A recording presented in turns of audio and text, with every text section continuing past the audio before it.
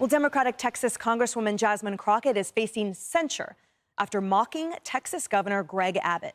Abbott has been in a wheelchair since 1984. He was 26 years old and out for a jog when a large tree broke and fell on his back. But here's what Crockett had to say during a recent speech. Y'all know we got Governor Hot Wheels down there. Come on now. And the only thing hot about him is that he is a hot mess, honey. So yes. Now the Congresswoman is refusing to apologize and claiming she was talking about migrant buses. Posting this on X, "I wasn't thinking about the governor's condition. I was thinking about the planes, trains, and automobiles he used to transfer migrants into communities led by black mayors, deliberately stoking tension and fear among the most vulnerable. At no point," she says, "did I mention or allude to his condition. So I'm even more appalled that the very people who unequivocally support Trump, a man known for racially insensitive nicknames and mocking those with disabilities, are now outraged," end quote. And Governor Abbott reacted to those comments during an interview with Sean Hannity last night.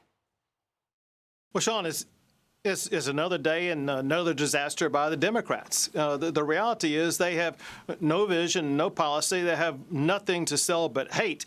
And Americans are not buying it. It's one reason why Texas is going to remain red and why Republicans are going to continue to win elections across the country. Of course, I begin with the gentleman from Texas. Talk to us about how you feel about this. Well, I think the area that she represents was once represented by what we used to call the gentle lady from Texas, Eddie Bernice Johnson. She was known as being bipartisan. She was a Democrat, of course, but she worked across the aisle and got along with people.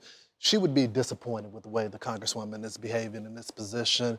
It's very trashy. It was the statement that she provided was also race baiting when she decided to say that the governor was targeting black mayors. All of those cities decided to be a sanctuary. And I would note that all of those cities with their black population stormed the city councils and said, "Why are you bringing them to our backyard? Why do you have these policies when you should be focused on the issues that impact us on a day-to-day basis?" I would note, though, Greg Abbott in my home state of Texas is hugely popular. He's probably the best governor in my lifetime there. I'm not sure we can say the same thing about the Congresswoman. Mm-hmm. And Jerry, I want to talk about a potential for a pattern here, because last night the chief of staff said a statement, "Please be assured that the Congresswoman in no way meant any harm toward the governor or meant to take lightly any medical conditions that he may have." She said, "Please know that the Congresswoman has and will continue to advocate for the needs of our disabled neighbors across Texas 30, the state of Texas, and our country as a whole." But I go back to a tweet of the Congresswoman's from 2022 where she writes, "The new nickname I have for Beto O'Rourke is the king of the clapbacks. Beto is rolling all around the state. Where is Abbott rolling to?" Some argue this is a pattern of being anti-disabled and, at a minimum, highly insensitive for years.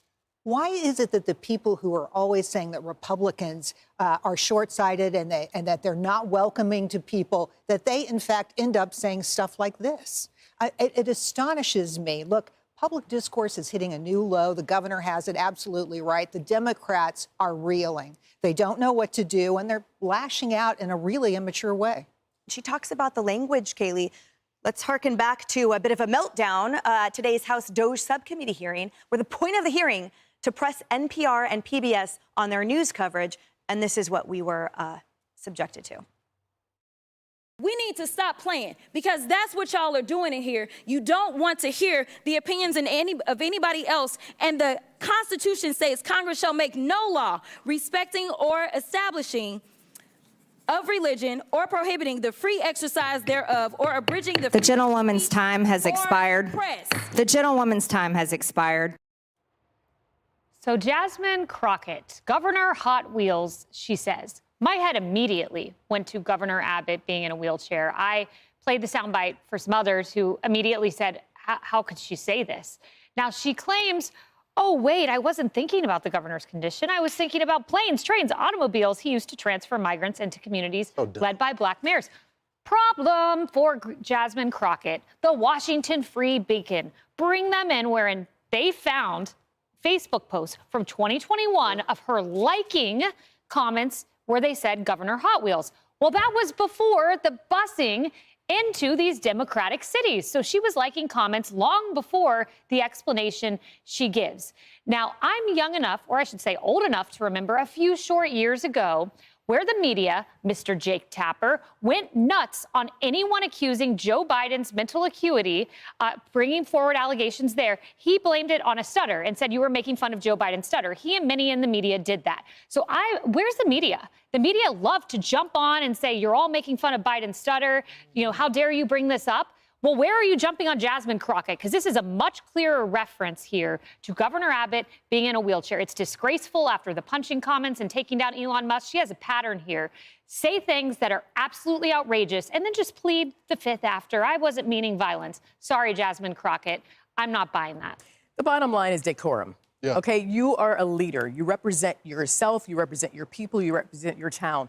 That is important. And also, you should never make disparaging remarks about people with disabilities. And even if you disagree with the governor and his politics, you respect the seat.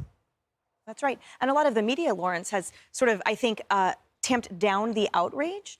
And there's a lot of whataboutism that they're pulling in. And the point is, one congresswoman's deplorable behavior and comments, we're not bringing in other people to it. Well, they don't want to say it because when you look at some of the polling data, she's considered now, I think she got 4% in the latest poll when it comes to who should be the leader of the Democratic Party. This is it. This is one of the leaders. Wow. And if you think this is going to be the next big star for your party, you're going to get trampled again in the next election. You got to start focusing on the things that matter to people, working class, the border, things that matter to people. She's looking for a soundbite. I have a prediction, though. I think she's going to burn out. I really do. I think her whole appeal is outrage.